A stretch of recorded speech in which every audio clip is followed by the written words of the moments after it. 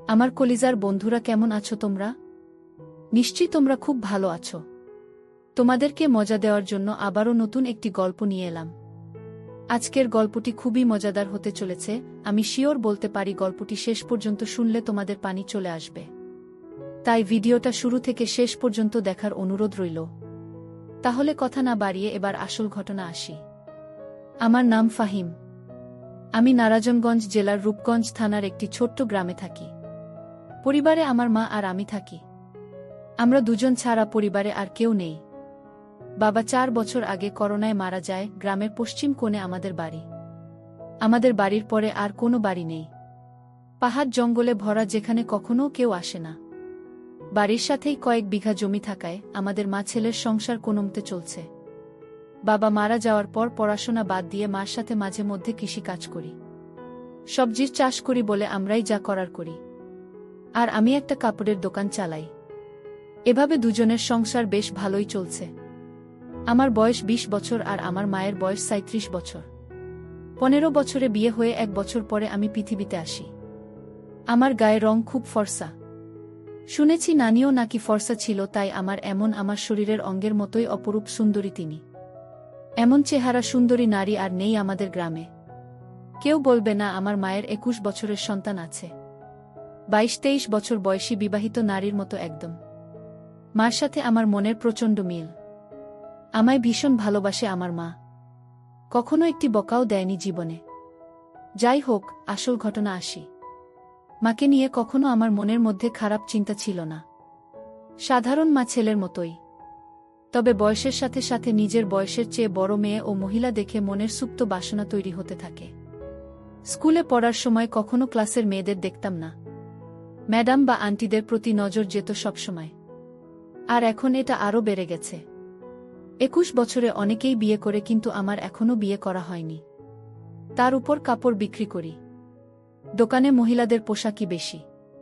খুব কষ্টে তাদের সামনে নিজেকে সামলাই, আর তার উপর গ্রামের একমাত্র কাপড়ের দোকান আমার, তাই সবাই এখানে আসে কেনাকাটা করতে। গ্রামের এমন কোনো মহিলা বা মেয়ে নেই যাদের ওই কাপড়ের সাইজ আমি জানি না। ভাগ্য ভাল হলে প্রায় মাপ নিতে গিয়ে কৌশলে হাত বুলিয়ে মনের আশ মিটাই। এমন করে আরও বেশি খালা কাকিদের প্রতি আগ্রহ বাড়ছে। হঠাৎ করে যে একদিন আমার জীবনের মোড় ঘুরবে তা কখনো কল্পনাও করিনি। এক রাতে আমার স্বপ্ন দোষ হল। মা ছেলে দুজন মানুষ, তাই এক ঘর দিয়ে চলছি আমরা। মার আমার বিপরীত পাশে একটা খাটে ঘুমায়। আমাদের মাঝে চাদরে বেড়া দেওয়া। উঠে বসে দেখি বিছানা একদম তলিয়ে গেছে ভিজে। লুঙ্গি শুকনো অংশ দিয়ে বিছানায় ভেজাটুকু কোনো মতে মুছে টয়লেটে গেলাম। টয়লেট শেষে ঘরে ঢুকতেই হঠাৎ চোখটা মার দিকে গেল, আর চোখ আটকে গেল সেদিকে। শাড়ি উপরে উঠে পায়ে কিছুটা বেরিয়ে আছে। কিন্তু এটুকু দেখে আমার চোখ আটকে গেল। নিজের অজান্তেই কেমন একটা ঘোরে হারিয়ে গেলাম। আমিও এগিয়ে মার কাছে গেলাম। মা গভীর ঘুমে আছে। নিঃশ্বাসের সাথে বুকটা ওঠানামা করছে, আর কেউ যেন আমার বুকে ঢাক পিঠাচ্ছে। মন ভরে অধীর আগ্রহে মার সৌন্দর্য উপভোগ করছি। হঠাৎ মা আডমোডা ভাঙতে লাগলো ঘুমের মাঝে। আমি দ্রুত নিজের বিছানায় এসে শুয়ে পড়ি। সারারাত শুধু মার কথা ভেবেই পার করলাম। একটুকুও ঘুমাতে পারলাম না। অনেকক্ষণ পরে চোখ বুজলাম। সকালে উঠে উঠোনে গিয়ে দেখি মা গরুর দুধও দোয়াচ্ছে। আগেও দেখেছি, কিন্তু আজ চোখে পড়ল মার পিঠ অনেকটা খোলা, মসৃণ ত্বকের পিঠ দেখে সিনেমার নায়িকারা সব ফেল। রাতে মার সামান্য সৌন্দর্য দেখেই আমি মার প্রতি নিষিদ্ধ আকৃষ্টতা অনুভব করতে লাগলাম। এটা খারাপ বা ভালো এমন কোনো চিন্তাই মাথায় আসছে না। মার পেছনে দাঁড়িয়ে দেখে যাচ্ছি, হঠাৎ মা পিছন ফিরলে চমকে গেলাম দুজনেই। হায় হায়, মা বুঝে ফেলল না তো? কিন্তু মা বলল, কি বাবা, ঘুম ভাঙছে তোমার? বলে রাখা ভালো, আমাকে সব সময় বাবা বলে ডাকে, আর তুমি করেই বলে। যাই হোক, আমার কথা মনে হলো না যে সে বুঝেছে আমি কি করছিলাম। যাও মুখ ধুয়ে আসো, খাবার দিচ্ছি। মা, আজকে দুধ খাবো। এই দুধ খাওয়া, আমি মনে মনে অন্য কিছু বলতে লাগলাম। আমার ডাকে সম্বিত ফিরল। মা, এই দুধ মাত্র দোহাইতাছি, গরম না করলে খাব কিভাবে? আমি এভাবেই খাবো, তুমি খাইয়ে দাও। আচ্ছা আসো। এই নাও পাগল ছেলে। মা গ্লাসে করে দুধ ঢেলে এগিয়ে দিল। মা মুচকে গেছে আমার চুলায় দিয়ে বলল, এখন যাও, হাত মুখ ধু খাইতে দেব। আমি হাত মুখ ধুয়ে খেতে আসলাম। এসেই বলি, আজ আমাকে খাবার দাও। আমি অবাক হয়ে বলল, আজ কি হয়েছে তোমার? আমি কেন? খাওয়াই দিতে পারবে না? না, আমি তা বলছি নাকি। তাহলে এমন জিজ্ঞেস করো কেন? আচ্ছা বাবা, রাগ করো না, আসো আমি খাইয়ে দেই। এমন সময় আমি বললাম, আচ্ছা মা, তুমি আমাকে ভালোবাসো? আমার এমন প্রশ্ন শুনে মা এক প্রকার ভয় পেয়ে বলল, কি হয়েছে তোমার? আজকে এমন কেন করছো? শরীর খারাপ নাকি? বলে আমায় কপালে গালে ছুঁয়ে দেখতে লাগলো জ্বর আছে কিনা। আমি বললাম, আরে মা, আমার কিছুই হয়নি। জিজ্ঞেস করতে মন চাইল। মা বলল, তুমি ছাড়া আমার জীবনে আর কেউ আছে নাকি? তোমাকে নিয়ে আমার সব, আমার প্রাণ তুমি। নিজের জীবন থেকেও তোমায় বেশি ভালোবাসি, কিন্তু হঠাৎ এসব কেন জানতে চাইছ? মা, তুমি আব্বা মারা যাওয়ার পর থেকে আর আগের মতো নেই, সাজনা নতুন কিছু পরও না। আমার এসব ভালো লাগে না। মা নিরাশ হয়ে বলল, বাবারে, স্বামী মারা গেলে কোনো নারীর অস্তিত্ব থাকে না। তুমি আমার জীবনে আছো বলেই আমি বেঁচে আছি, নইলে কবেই মরে যেতাম। আমি বাবাকে ভীষণ ভালোবাসতে, তাই না? আম্মা সব স্ত্রী তার স্বামীকে ভালোবাসে, আমিও বাঁচতাম। আমি কিন্তু আমাকে বাসনা তার প্রমাণ দিয়ে দিলেন। আমার পছন্দ তুমি সেজেগুজে থাকো, কিন্তু তুমি তা করো না। আমায় ভালোবাসলে এমন করতে না। তুমি খুশি থাকো, তা চাই আমি। তুমি একটা বিয়ে করে আবার সুখের সংসার করো, তাহলে জীবনটা ভালো কাটবে। কেন এসব বললাম আমি নিজেও জানি না, মনে হলো আর বলে দিলাম। আমার কথা শেষ হতে না হতেই ঠাস করে একটা চড় পড়ল আমার গালে। আমি ব্যথার চেয়ে অবাক হয়েছি। আমার জ্ঞান হওয়ার পর কখনো আমাকে কেউ মারেনি। মার তো দূরে থাক, কখনো চোখ রাঙিয়ে কথা বলে না। কিন্তু আজ এতই রাগ হলো যে মার খেলাম। আমার চোখ লাল হয়ে আছে। কাঁদতে কাঁদতে বলল, নিজের বাবা মরে গেছে বলে মাকে অন্যের বিছানায় দিতে চাও? বোঝা হয়ে গেছি আমি, তাই না? আমাকে খাওয়াতে পড়াতে কষ্ট হচ্ছে। আমি চলে যাব, চিন্তা করো না, বলেই উঠে চলে গেল। মা নিজে বিছানায় শুয়ে কাঁদতে লাগল। আমি উঠে তার কাছে গিয়ে 1000 বার বোঝানোর চেষ্টা করলাম, কিন্তু আমার কোনো কথাই শুনল না। মা বলল, এখন আমার চোখের সামনে থেকে যাও। আমি মার কথায় ভয় পেয়ে যাই। বের হয়ে যায় দোকানের উদ্দেশ্যে। রাতে কথা বলল না, যে যার মতো শুয়ে পড়ি। হঠাৎ ঘুমের মধ্যে গালে নরম ছোঁয়া পেয়ে উঠে পড়ি। দেখি মা সামনে বিছানায় বসা।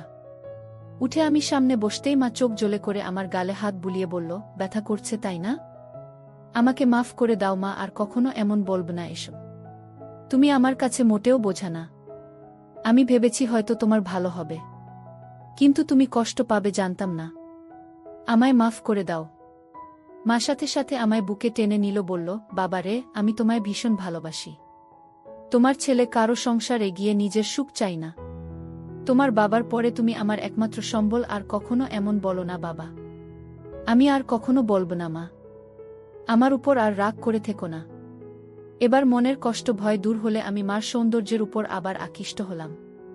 পরদিন বিকেলে বাড়ি ফিরে আমি চমকে উঠলাম। আমার পরনে একটা সবুজ শাড়ি আর হলুদ ব্লাউজ পরার চমৎকার মানিয়েছে। আমায় দেখে মুচকি হেসে বলল, এখন ঠিক আছে তো? তুমি সত্যিই আমার জন্য নতুন শাড়ি পরেছ, নইলে কি অন্য কেউ আছে আমার? আমি খুশিতে মাকে জড়িয়ে ধরি। মাও সাড়া দিল, তুমি আমার জান, তোমার খুশি আমার খুশি। তুমি নতুন নতুন সাজবে, তা আমার খুব ভাল লাগে। মা বলল, বুঝেছি, তোমাকে এখন সুন্দরী একটা মেয়ে দেখে বিয়ে দিতে হবে। আমি বললাম, মা আর কখনো বিয়ের কথা আনবে না। মা বলল, সে কি, বিয়ে কেন করবে না? আমি শুধু তোমায় নিয়ে থাকব। মা, আরে পাগল, আমি তো থাকবই। বিয়ে করতে তাতে সমস্যা কোথায়? আমি বললাম, আমার আর তোমার মাঝে অন্য কেউ আসতে পারবে না। আমি চাই না আমাদের মাঝে কেউ আসুক, আর কখনো বিয়ের কথা বলবে না। তুমি ছাড়া আর কাউকে নিয়ে আমি সংসার করতে চাই না। আমার কথা মা ছেলের মমতা মনোভাব বুঝেছে, কিন্তু তা ছাপিয়েও যে আমি তার মন প্রাণ সব পাওয়াটা ভাবছি, তা তো সে জানে না। আচ্ছা বাবা, আর বলবো না। মা কিছুক্ষণ আমায় চেয়ে দেখল ও বলল, আচ্ছা যাই হোক, বললে না তো আমায় কেমন লাগছে? আমি বললাম, একদম পরীর মতো লাগছে তোমায়। মা লজ্জা পেয়ে বলল, দুষ্টু, খালি মজা করো, সত্যি বলছি আমি, বিশ্বাস করো। আচ্ছা আচ্ছা হয়েছে, এখন যা গোসল করে আয়। আমি পুকুরে গেলাম গোসল করতে। বাড়িতেই পুকুর, আমাদের ঘরের পাশে। আমি গোসল করে গা মুছে সেই হালকা ভেজা গামছা পরে এসে মার সামনে দাঁড়িয়ে বললাম, ভিতর থেকে লুঙ্গি এনে দাও মা। হঠাৎ মার চোখ খেয়াল করলাম আমার গামছার দিকে। নিচে তাকিয়ে দেখি আমার ওটা স্পষ্ট আকারে বোঝা যাচ্ছে, তার মানে কি মা তাই দেখছিল, আমি মেলাতে পারলাম না। সেদিন রাতে হঠাৎ ঘুম ভাঙল একটা অদ্ভুত শব্দে। উঠে ভাবলাম মার কাছে, গিয়ে দেখি বিছানায় নেই মা, দরজা খোলা। হয়তো বাহিরে কোনো সমস্যা হয়েছে কি না ভেবেই তড়িঘড়ি করে বাহিরে গেলাম। মাকে ডাক দিলাম কিন্তু সাড়া নেই। হঠাৎ একটা শব্দ এলো গোসলখানা থেকে। পুকুরে গোসল করে মা, তবে মাঝে মাঝে গোসলখানায় করে, তাই সেখানে এগিয়ে গেলাম দেখতে, শব্দ খুঁজতে। এগিয়ে যেতেই শব্দ বাড়ছে। হঠাৎ শব্দটা কেমন অদ্ভুত হল, বুঝতে পারছি না এমন শব্দ কিসের জন্য করছে মা। এগিয়ে গোসলখানা কাছাকাছি যেতেই পর্দার ফাঁকে যা দেখতে পেলাম তা মার প্রতি আমার ধারণাই পাল্টে গেল। গোসলখানার দরজা নেই, পর্দা লাগানো বলে সব দেখছি, কিন্তু মা জানেই না। মা টিউবওয়েলের চোখা অংশের উপর বসে আজব কাজ করছে। শাড়ি পরা বলে তা দেখা যাচ্ছে না, কিন্তু বোঝা যাচ্ছে। কাজ সেরে মা টিউবওয়েল থেকে নেমে গেলে আমি চুপি পায়ে ঘরে শুয়ে পড়ি। চোখ বুজে হালকা খুলে দরজায় নজর রাখে, ঘুমের ভান করে, আর লুঙ্গি তুলে রাখি যেন দেখা না গেলেও আমার কৌতূহল বাড়ে।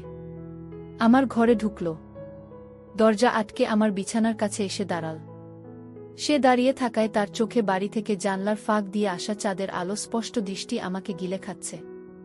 ঘুমের মাঝে আমি আডমোডা ভাঙার ভান করলাম, তাতে মা তড়িঘড়ি করে চলে গেল নিজের বিছানা। আমার মন খুশিতে নেচে উঠল মার আমার প্রতি এতই আকর্ষণ দেখে। কখন যে মার কথা ভাবতে ভাবতে ঘুমিয়ে গেলাম বলতেও পারি না। সকালে ঘুম ভাঙতে উঠে দেখি মা এখনো ঘুমিয়ে আছে, কিন্তু অবাক করা বিষয় দেখে মাঝখানে চাদরটা সরিয়ে রাখা। মাকে দেখে আমার চোখ আটকে গেল। আমি মাকে ডাকলাম, মা উঠো, সকাল হয়ে গেছে তো। আজকে এত সকাল হয়ে গেল এখনো উঠোনি যে। মা ঘুম থেকে চোখ মেলে উঠে বসল, কিন্তু সামান্য বিচলিত নয় আমায় দেখে যে তার কাপড় ঠিক নেই। স্বাভাবিক গতিতেই কাপড় ঠিক করে বিছানা থেকে নামল। মা এত দেরিতে উঠলে, ক্লান্ত নাকি? পরিশ্রম করা হয়েছে খুব, তাই ক্লান্ত। এখন ভাল লাগছে। আমি মনে মনে বললাম, কি পরিশ্রম তা তো জানি। এই চাদর সরালো কে? আমি সরিয়েছি। ঘরে আমরা ছাড়া কেউ নেই, তো চাদর রেখে কি হবে? আর যে গরম পড়েছে, এভাবে চাদর থাকলে আলো বাতাস চলাফেরা করে না। মার যুক্তি শুনে মুচকি হাসলাম মনে মনে। বাবা, তোমার খিদে লেগেছে তাই না? তুমি হাত মুখ ধুয়ে আসো। না, আগে গোসল করব, তারপর খাবো বলেই আমি পুকুরে গেলাম। আজ গামছাও নিলাম না। গোসল করে ভেজা কাক হয়ে এলাম মার কাছে। আগের দিন তো হালকা ভেজা গামছা ছিল, তাই অতটা ভালো বোঝা যায়নি, কিন্তু আজ একদম ভিজে, গায়ে সেটে আছে লুঙ্গি। মার দৃষ্টি আমার উপরে আর চোখে গিলে খাচ্ছে। জিভে যেন জল এসে গেছে, এমন করে তাকিয়ে আছে আমার দিকে। আমার বেশ ভালো লাগছে তা দেখে। আমার ভিতর থেকে গামছা লুঙ্গি এনে দিল। যতক্ষণ আমার মোছা শেষে লুঙ্গি না পরলাম, সে লুকিয়ে দেখতে চলল। হঠাৎ মা বলল, তুমি একটু বসো, আমিও গোসল করে আসি। আজকে গরম লাগছে, এসে খাইয়ে দিব তোমায়। আমি ভাবলাম ভালোবাসা দেখাতে খাইয়ে দিবে, কিন্তু আরও কিছু অপেক্ষা করছে তা বুঝিনি। মা যে গোসল করতে না, শুধু শরীর ভেজাতে পুকুরে গিয়েছিল তা বুঝতে বাকি রইল না। 2 মিনিটে ফিরে এলো। আমরা ভেজা শরীরে আগেও দেখেছি এমন ভেজা শরীরে, কিন্তু আজ আমাকে দেখাতে যে আমরা ভেজা শরীরে এসেছে তা আমি জানি। হঠাৎই মা এগিয়ে এসে বলল, বাবু, আমার হুকটা খুলে দাও তো। ইস, ব্লাউজটা আর চলবে না মনে হয়। আমিও সুযোগ পেয়ে বলে বসলাম, ছেলের কাপড়ের দোকান, আর তুমি কিনা পুরনো জিনিস নিয়ে পড়ে আছো। নতুন নিয়ে নাও, তাহলে তো হয়। দোকানে গিয়ে নিয়ে এসো পছন্দ করে যেটা ভালো লাগে। ইস, ছেলের দোকান তাহলে গিয়ে আনতে হবে কেন? ছেলে আনতে পারে না, কষ্ট করে বাজারে দুর্গম করবে নাকি? আমি বললাম, আচ্ছা মা, সব পাঠিয়ে দেব, তুমি পছন্দ করে নিও। ইচ্ছে করেই বললাম, যেন আরও গভীরে যাওয়া যায়। মা বলল, পাঠাবে মানে? আমি ফেরিওয়ালা কাকির কাছে পাঠিয়ে দেব। মা বলল, বাহিরের মানুষের সামনে পছন্দ করতে পারবো না। আমি তো জানি না ওসব সাইজ টাইজ। তাছাড়া আমার সামনে এসো, সমস্যা হবে না। মাকে বলল, সমস্যা হবে? দোকানদার হয়েছে, খদ্দেরকে কাপড় দেখাবে। কি সব বলছো বলো তো? দোকানেও কি এমন করো? আচ্ছা মা, ভুল হয়েছে। আমি নিয়ে আসবো সবগুলো, তোমার পছন্দমতো সাইজ বুঝে নিও। সব কেন আনবে? আমার সাইজের গুলোই আনবে শুধু। রং আমি বেছে নেব, সাইজ 34, মনে থাকবে তো? আমি মার দিকে হাঁ করে তাকিয়ে আছি। মা এতটাই আমার উপর ফিদা যে উঠে পড়ে লাজ লজ্জা সংকোচ ভুলে আমায় সব জানিয়ে দিচ্ছে। আমি প্রচণ্ড খুশি ও অবাকও হলাম। সারাদিন মার কথা ভেবেই দিন পার করলাম। দোকান বন্ধ করার সময় বেছে বেছে বড় গলাওয়ালা কয়েকটা নিলাম, দোকান থেকে বের হয়ে সোজা বাসায় পৌঁছে যাই। গিয়ে দেখি মা ক্ষেতের কাজ করছে। আমিও গেলাম সেখানে, কিন্তু গা মেখে গেছে ধুলো বালি ও কাদা দিয়ে। আজ কেমন অদ্ভুত লাগছে, এমন করে কাদা মাখামাখি হয় না কখনো। বাড়ির ভিতরে ঢুকতে ঢুকতে বললাম, তুমি তো কাদা দিয়ে মেখে গেছা। শাড়ি পুরো মেখে গেছে। কি করব বলো? এক সেট হয়ে তো কাজ করা যাবে না, তাই না? আমি অবাক হয়ে গেলাম আমার কথা শুনে। আমার দিকে হুট করে তাকাতেই মা হেসে দিল। সাথে আমিও হেসে দিই। ধীরে ধীরে কেমন একটা ঘুলে মিলে যাচ্ছে দুজনে। সবজির ডালা রাখার পরে মা বলল, আমার জিনিস আনছো? আনছি মা, পরে দেখো, সাইজে না হলে পাল্টা আনবো। মা বলল, সাইজ হবে। বিশ্বাস আছে তোমার উপর, বলেই মুচকি হেসে চলে গেল ঘরে। আমি বাইরে দাঁড়ানো। একটু পরেই মার ডাক দিল ভিতরে। যেতে যেতে ভাবলাম মজার কিছু হবে, কিন্তু মা হতাশ করল। মা হাতে একটা হলুদ শাড়ি আর গামছা। মা বলল, তুমি একটু বসো, আমি গোসল করে আসি। বলেই আমরা পুকুরে চলে গেল। কিছু না ভেবেই চলে গেলাম। একটু পরেই পুকুরের কাছে ঝোপঝাড়ে গিয়ে দাঁড়িয়ে উকি মারতেই চোখ কপালে উঠে গেল। আহে, কি সুন্দর লাগছে বলে বোঝানো যাবে না। হঠাৎ একটা পিঁপড়া কামড় দিলে আচমকাই মুখ থেকে উহ শব্দ বের হয়ে গেল আর ঝোপঝাড় একটু নড়ে গেল। মা একটু চমকে গিয়ে এদিকে তাকালো, দেখতে লাগলো এদিকে। পরক্ষণেই আমায় অবাক করে দিয়ে মার মুখে একটা মুচকি হাসি দেখতে পেলাম। মাথায় ঢুকল না। মা কি আমায় দেখে ফেলেছে? হঠাৎ নিচে পায়ের দিকে তাকিয়ে দেখি আমার শরীর পুরোটাই মার দিক থেকে দেখা যাচ্ছে। আমি প্রচণ্ড লজ্জা পেলাম ধরা পড়ে, কিন্তু মা তো আমায় ধরা পড়তে দেননি দেখে খুব ভাল লাগলো। মা এবার দেখালো কারিশমা। আগে পানিতে একটা ডুব দিয়ে পানি থেকে উঠল। তখনই আমায় আকাশ থেকে ফেলে মা অকল্পনীয় কাজ করল। ডাঙায় উঠে দাঁড়িয়ে আগে আমার দিকে তাকিয়ে একটা অদ্ভুত মুচকি হাসি দিল। এই প্রথম আমার মার এই রূপ দেখে আমি হতবাক। আমি দ্রুত ঘরের সামনে চলে যাই ও দরজায় বসে থাকি। তখন মা এলো, আবার অবাক করে আমার সামনে এসে দাঁড়িয়ে মুচকি হেসে বলল, খিদে লেগেছে বাবা? আমি বললাম, হ্যাঁ মা। তোমার এত সময় লাগলো যে? তুমি জানো না বুঝি? আমি বোকার মতো তাকিয়ে আছি মার চোখে। দুজনেই একটু আগে বিষয়টা জানি, কিন্তু কেউ স্বীকার করে এগোতে পারছি না। সময় নিচ্ছি, কিন্তু মা এক ধাপ এগোনো হয়ে গেছে। আমার দিকে এক প্রকার এগিয়ে এসে বলল, কি দেখছো বাবু? আমিও লজ্জা সংকোচ কাটিয়ে বলি, তোমার জন্য এনেছি, ওগুলো পড়লে ভালো লাগবে। মার মুখে মারাত্মক একটা হাসি এনে বলল, কেন, এগুলো ভালো লাগে না আমায়? ভালো লাগে, কিন্তু আমি যা এনেছি তা এর চেয়েও সুন্দর মানাবে তোমায়। বেশ নজর রাখছে দেখছি আমার উপর।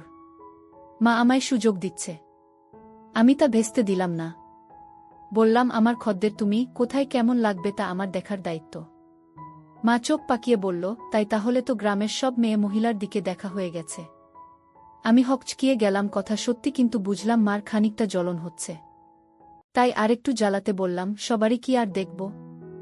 যার জন্য সাধারণভাবে যা দেখা লাগে তাই দেখি। টাকা দেয় ভালো জিনিস দিতে, বুঝে শুনে ভালোটাই দিই। আমি ওকে সবার কাতারে পড়ি, আমাকেও কি টাকা দিতে হবে? আমি মুচকি হেসে বললাম, যদি খদ্দের হয়ে থাকো তাহলে দেবে টাকা। মার অধিকারে টাকা নেওয়া পাপ। তুমি কি হিসেবে চাও? ঢিল মেরেছে। এবার ঘুঘু ধরা নিজেই পড়তে চায়, তাই ঢিল নিজেই গায়ে লাগাচ্ছে। আমরা তা দেখা যাবে। তুমি বসো বলেই আমরা ভেজা শরীর নিয়ে ঘরে চলে একটা।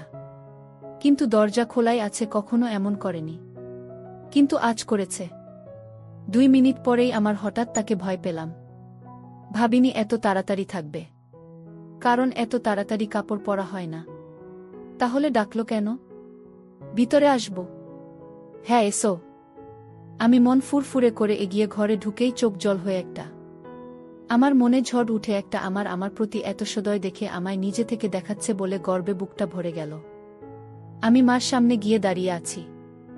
এমন সময় আমার গলায় সে বলল, কি হলো দোকানদার? ঠিকই তো এনেছে দেখছি। এতই ভালো মাপ কি করে আনলে? আমিও আমার সামনে খদ্দেরদের সাথে যেভাবে কথা বলি সে রকম বললাম, এত বছর ধরে ব্যবসা করি, জানবো না? অন্যদের তো মাপ নিতে হয়। আমার লাগলো না যে? আমি তোমার কি অন্যের সাথে যাই? তুমি আমার সামনে সব সময় থাকো। আগাগোড়া সবই তো দেখা আছে। কথাটা আচমকা বলেই ফেললাম, যদিও এখনই বলতে চাইনি। কিন্তু আমার মুখে তা শুনে দুষ্টু হাসি। যাক, ভালো এনেছা। তোমার গায়ে ফিট হয়েছে তো? কোনো সমস্যা হলে বলো, অন্য সাইজ আনবে তাহলে। একদম ঠিক আছে, কিন্তু একটা জিনিস বলা দরকার। কি বলো বলো। আমার উত্তেজনা দেখে আমরা হেসে দিল মুখে হাত দিয়ে। আমিও সামনে লজ্জা পেয়ে বললাম, কি জিনিস মা? আর কোনো সমস্যা না। একদম মাতামাতি হয়েছে, কিন্তু আমার আরেকটা টাইপ করার ইচ্ছা। না তো তুমি জানোই। তবুও একবার মাপ নিয়ে নাও। আমি আমার প্রতি এতই আহ্বান দেখে মুগ্ধ। মা তার গায়ে ছোঁয়ার সুযোগ করে দিচ্ছে। আমি এতই মুগ্ধ যে তাকিয়ে আছি। তুমি মনে হয় মাপ নেবে না? সরকার করেনি? আরে না, এই তো নিচ্ছি। এক প্রকার দৌড় ঝাঁপ করে ফিতা এনে আমার সামনে দাঁড়ালাম। অন্যদেরও তো স্বাভাবিকভাবেই মাপ নেই, কিন্তু আমার সামনে সে বুক ধরফর করছে। কোনো পাশ থেকে শুরু করব তাই বুঝতে পারছি না। এতই পাগল হয়েছি যে কিসের জন্য মাপ নিব তাই জিজ্ঞাসা করিনি। আমরা মুচকি হাসছে আমার কাণ্ড দেখে। কি হল, হাসছ কেন আম্মা? কিসের মাপ নিবে তুমি জিজ্ঞেস করছো? ও তাই তো। কিসের? জামার। পাগল ছেলে, তুমি যে দোকান করো কিভাবে জানি না। না, এই ধরো বলেই আমার হাত দুদিকে ছড়িয়ে দিল। আমি একটু ঝুঁকে পিছন দিয়ে ফিতা এনে বুকের উপর রাখলাম। এখনো তাই করিনি। আমরা তাও বলল, আর তাই আমায় বুকে একটা কাঁপুনি হলো আর মুখে পাগলাটে একটা চাননি। আমার চাইনি দেখে আমরা একটু বিরক্ত হয়ে বলল, খদ্দেরদের সাথে এমন আচরণ করো তুমি? একটা মাপ নিতে এত সময় কেন? যত যাই হোক, তুমি তো মা। তাতে কি হয়েছে? কাজের জায়গায় বাহিরে হলে কি এতই স্বাভাবিকভাবে তোমায় বলতে পারতাম? তুমি নিজের পেটের সন্তান, তাও যদি এত রংচং করো। লাগবে না, যাও। বলেই আমার সরে যেতে নিলে আমি হাত ধরে বলি, আচ্ছা এসো, মাপ নিচ্ছি। কত রাগ করে গো? নয়তো কি করব? বাহিরের মানুষের কাছে গিয়ে মাপ দিব? আচ্ছা হয়েছে, এসো, হাত সরাও। আম্মা, পারব না। পারলে সরিয়ে নাও। আমার এই অভিমান খুব ভাল লাগল। আমি এবার সংকোচ কেটে গেলাম, তাই আমিও এগিয়ে গেলাম।